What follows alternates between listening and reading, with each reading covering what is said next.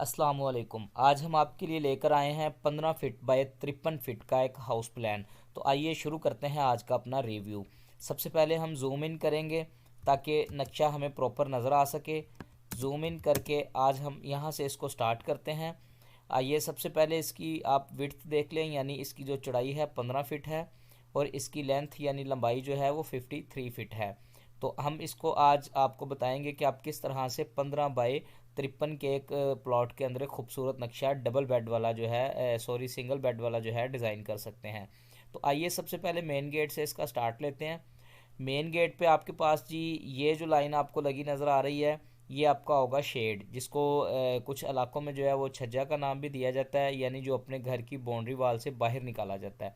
इसका हमने साइज़ जो है वो रखा है जी 2 फीट और 5 इंच का, 2 फीट और 6 इंच का, यानी 2.5 फीट का। ये आप अपनी ज़रूरत के मुताबिक भी रख सकते हैं, और कुछ इलाकों में ही शेड बाहर निकालने की जो है वो अलाउ नहीं होता, तो आप वहाँ पे इसको ख़त्म भी कर सकते हैं।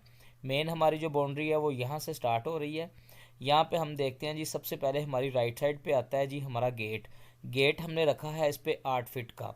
उसकी राइट साइड पे भी जो है वो हमने एक पिलर दे दिया है, ये इसके अंदर कंक्रीट है, और इसकी लेफ़्ट साइड पे भी हमने एक पिलर दे दिया है जिसके अंदर गेट जो है वो फिक्स होगा। 8 फीट का गेट होगा। इसी तरह इसकी लेफ़्ट साइड पे पिलर के साथ जो है वो हमारे पास एक डोर लगा होगा। डोर हम देखते हैं जी कितने फिट का होगा। डोर का साइज़ हमने रखा है जी यहाँ पे 3 फीट का। ये स्टेयर्स के लिए सेपरेट डोर है, यानी अगर आप ऊपर वाला पोर्शन रेंट आउट करते हैं तो आप बाहर से इसका जो है वो अलग से डोर दे सकते हैं, ताकि जिस ने ऊपर जाना हो वो नीचे वाली फैमिली को डिस्टर्ब ना करें। और अगर आप ये सेपरेट नहीं करना चाहते तो सीढ़ियों का रास्ता हमने अंदर से भी दिया हुआ है। ये आप देख सकते हैं कि यहाँ पे भी अप लिखा हुआ है, यहाँ पे भी अप लिखा हुआ है। यहाँ पे एक जो है वो बड़ा स्टेप आएगा सीढ़ी का, आप अंदर और बाहर दोनों जानिब से इसका जो है वो अप कर सकते हैं स्टेयर्स का। जैसे हम गेट से अंदर एंटर होते हैं, हमारे पास एक जो है जी छोटी गाड़ी के लिए एक बहुत ही ज़बरदस्त पोर्च आ जाता है, जिसकी हमने जो चौड़ाई है यानी एक्स एक्सिस इस तरह से वो 10 फीट और 6 इंच रखी है। और अगर इस तरह से इसको देखें तो 12 फीट 9 इंच यहाँ से लेकर यहाँ तक होगा। इसके अंदर छोटी गाड़ी जो होती है मेहरान, आल्टो, इस तरह की जो छोटी कार्स हैं वो आपकी इजीली आसानी के साथ खड़ी हो सकती हैं। या इसके अलावा अगर आप कार्स नहीं खड़ी करना चाहते तो आप बाइक्स वगैरह भी जो है वो आसानी के साथ यहाँ पे खड़ी कर सकते हैं। जैसे ही हम पोर्च से सामने की तरफ देखेंगे, यहाँ पे हमें जो है वो तकरीबन 3.5 फीट का एक डोर लगा नज़र आएगा। इसका हम साइज़ चेक कर लेते हैं। 3.5 फीट का ये डोर है। 3.5 फीट के डोर से जैसे ही हम अंदर एंटर होंगे, हमारे सामने एक पैसेज आ जाएगा। पैसेज का जो रास्ता है जी विड्थ इस तरह से, चौड़ाई जो है वो 3 फीट 11 इंच, यानी आप इसको 4 फीट जो है वो समझ लें।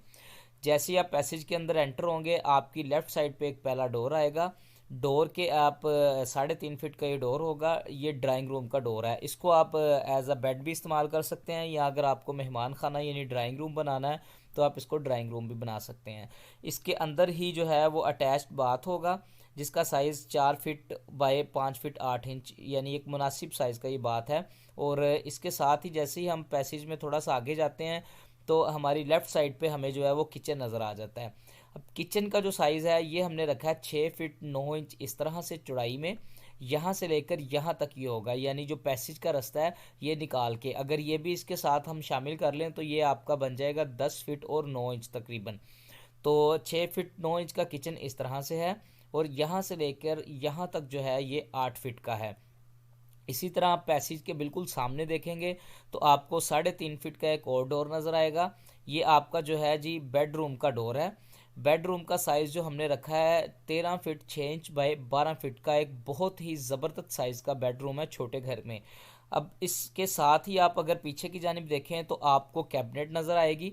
कैबिनेट के साथ ही एक डोर लगा हुआ है। डोर आप जैसे ही ओपन करेंगे आपके सामने बाथ आ जाएगा। बाथ का जो साइज़ है ये हमने 10 फीट 8 इंच बाय 5 फीट का रखा है, यानी इसके अंदर आसानी के साथ जो है वो WC कमोड और इसके अलावा शावर वगैरह आसानी के साथ लग जाएगा।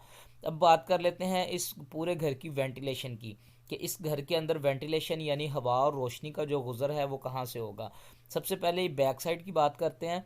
बैक साइड पे आप देखें, बाथ और बेडरूम के लिए 2 फीट 6 इंच की एक OTS यानी ओपन टू स्काई हमने दिया है।